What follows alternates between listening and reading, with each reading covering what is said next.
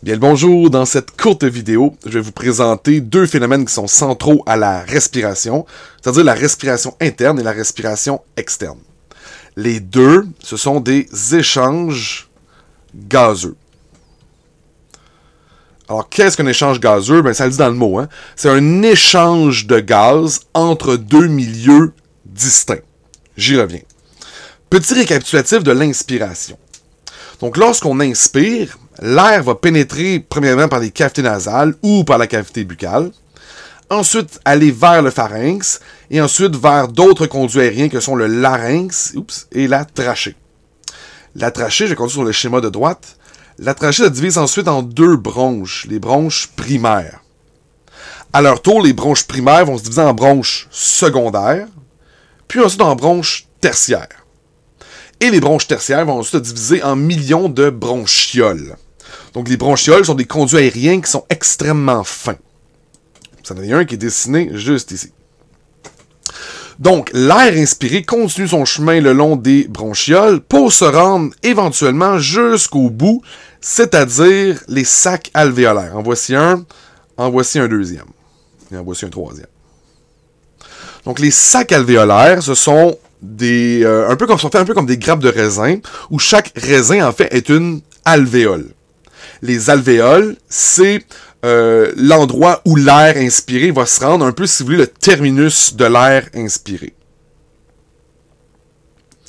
Avant que j'aille plus loin, je dois vous expliquer deux principes qui sont assez importants pour la suite des choses, c'est-à-dire le millimètre de mercure et la pression partielle. Le millimètre de mercure, c'est assez simple, c'est une unité de mesure dont on se sert pour mesurer la pression.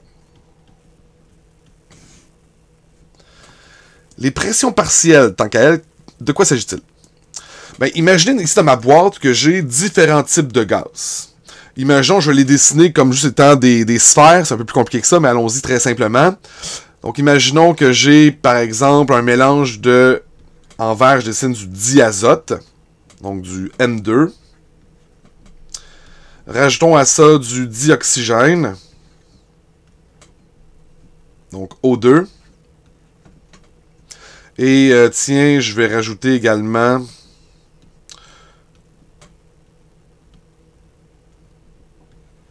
un troisième qui est, allons-y avec le CO2.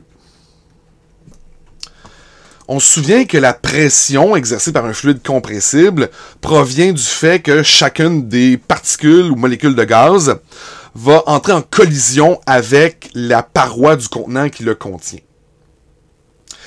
Dans ce cas-ci, chaque gaz va avoir sa propre pression. Donc, il va avoir la pression causée par le diazote, il va avoir la pression causée par le dioxygène, et il va avoir la pression causée par le CO2.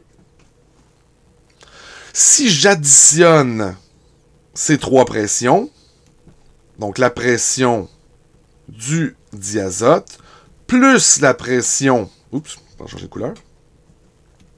Plus la pression du dioxygène, plus la pression causée par le CO2, ben ça va me donner la pression totale. Chacune des pressions de mes gaz, ben on appelle ça les pressions partielles. Donc chaque gaz a sa propre pression qui est la pression partielle. Allons-y maintenant avec les deux types de respiration. Commençons avec la respiration externe. Ce que j'ai dessiné ici, je vais l'illustrer. Ça ici, c'est une bronchiole respiratoire. Et ça ici, c'est une alvéole. Finalement, ce que vous avez de dessiné en bas, c'est un capillaire sanguin. Donc, lorsqu'on inspire, qu'est-ce qui va se produire? Bien évidemment, j'ai de l'air qui va pénétrer jusque dans mes alvéoles. Donc, je vais entre autres avoir du dioxygène. La pression partielle de dioxygène va être d'environ 105 mm de mercure. Est-ce que vous avez besoin de connaître par cœur ces valeurs? La réponse, c'est absolument pas. Je vous l'indique pour bien comprendre le processus qui va survenir lors de la respiration externe. Il y a aussi du CO2 dans l'air qu'on inspire. Donc la pression de CO2, la pression partielle de CO2 dans l'alvéole est d'environ 40 mm de mercure. Parlons maintenant du capillaire sanguin. J'ai mis les flèches qui indiquent la circulation sanguine. Donc, j'ai du sang. Je vais le dessiner en bleu. Tiens, je vais dessiner des globules rouges bleus. C'est un peu étrange. Mais on modélise souvent le sang qui est désoxygéné. Donc, de ce côté-ci, c'est du sang. Du sang qui est désoxygéné, qui s'en vient en provenance du cœur jusqu'aux alvéoles. Donc, qu'est-ce qui va se produire? Ben, dans le sang aussi, il y a des gaz. C'est-à-dire, il y a du O2 et du CO2, entre autres choses. Attardons-nous donc à ces deux-là. La pression de O2, la pression partielle de O2 dans le sang, est d'environ 40 mm de mercure. Donc, on peut voir que dans l'alvéole, la pression partielle de O2 est de 105 mm de mercure, et dans mon capillaire sanguin, est seulement de 40 mm de mercure. Donc, par diffusion simple, mon dioxygène va aller d'une zone où la pression est plus élevée à un endroit où la pression est plus faible. Donc, le dioxygène va quitter l'alvéole pour se rendre jusqu'au sang. Dans mon sang désoxygéné, il y a également une pression de CO2, pression partielle de CO2, qui est d'environ 46 mm de mercure. Donc, on constate dans ce cas-ci qu'il y a une plus grande pression partielle de CO2 dans le sang que dans l'alvéole, 46 versus 40. Donc, le CO2, par diffusion, va quitter le sang pour se rendre jusqu'aux alvéoles. Et ensuite, évidemment, on va expirer, donc l'air va pouvoir ressortir. Je vais dessiner le reste ici de mes globules rouges. Donc, habituellement, on dessine le sang oxygéné avec une couleur rouge. Donc, de ce côté-ci, j'ai du sang qui est maintenant oxygéné. Où s'en va ce sang? Ben, il s'en va, encore une fois, au cœur. Il arrive du côté, si on veut être plus précis, il arrive du côté droit du cœur et il s'en va vers le côté gauche du cœur. Donc, si je récapitule, la respiration externe, c'est les échanges gazeux, je vais le réécrire, donc échanges gazeux, qui ont lieu entre les alvéoles, et les capillaires sanguins.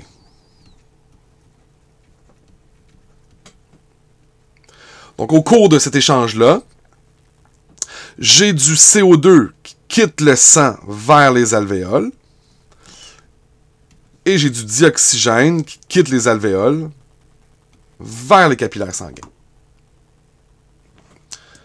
Continuons maintenant avec la respiration interne.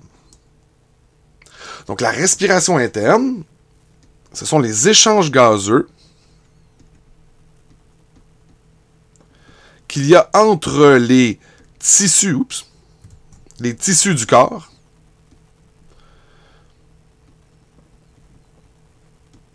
et les capillaires sanguins, qui ne sont évidemment pas les mêmes capillaires qu'il y avait au niveau des poumons.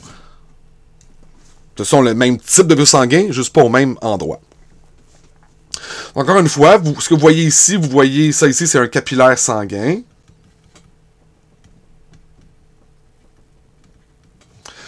Et vous avez ensuite 3 cellules jaunes qui ont été dessinées. Donc, ça peut être des cellules d'un quelconque tissu dans le corps.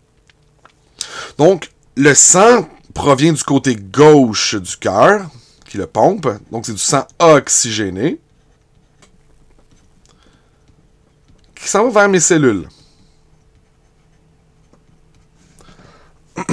Alors, la pression partielle de dioxygène présentement dans le sang est d'environ 100 mm de mercure. Quant à elle, la pression partielle de dioxygène dans les tissus est d'environ 40 mm de mercure. Donc, qu'est-ce qui va se passer? Encore une fois, une diffusion. Donc, puisque la pression partielle de dioxygène est plus grande dans le sang que dans les tissus, ben mon dioxygène va quitter le sang pour aller vers les tissus. Qu'est-ce qui se passe maintenant avec le CO2? Ben, encore une fois, il y a une pression de CO2 dans le sang. Donc, la pression partielle, je l'écris ici, la pression partielle de CO2 dans le sang, présentement, est d'environ 40 mm de mercure. Alors qu'autour des cellules, dans les tissus, la pression de CO2 est d'environ 45 mm de mercure. Donc, qu'est-ce qui va se passer? Ben, encore une fois, par diffusion, le CO2 va quitter les tissus environnants pour se rendre jusqu'au sang. Ce qui va évidemment, puisque le sang perd de l'oxygène et gagne du CO2, ben, il va devenir désoxygéné. Encore une fois, les sacs représentent des globules rouges. Où est-ce que s'en va mon sang? Ben, il s'en va vers le cœur, vers le côté droit du cœur. Donc, si je récapitule, la respiration interne, ce sont les échanges de gaz entre le sang et les cellules, au cours duquel le dioxygène va quitter les capillaires pour aller vers les tissus, et au cours duquel le CO2 va quitter les tissus pour se rendre jusqu'au sang. Donc voilà pour la respiration externe et la respiration interne.